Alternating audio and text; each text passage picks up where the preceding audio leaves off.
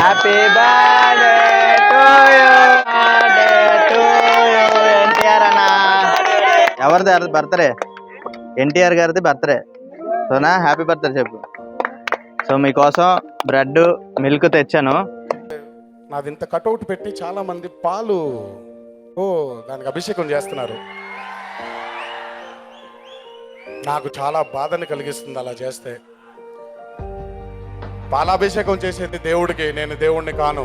కానీ అదే పాల ప్యాకెట్ ఒక అనాథ శరణాలయంలో ఉండే పిల్లలకి పెడితే నేను ఇంకా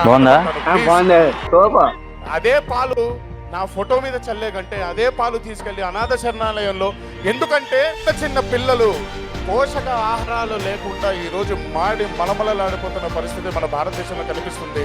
దయచేసి మీరందరూ ఆ పాలేదో వాళ్ళకి తీసుకెళ్లి ఒక పూట భోజనంగా ఇచ్చడానికి చాలా ఆనందపడతాను. దానికి అర్థం ఉంటుంది.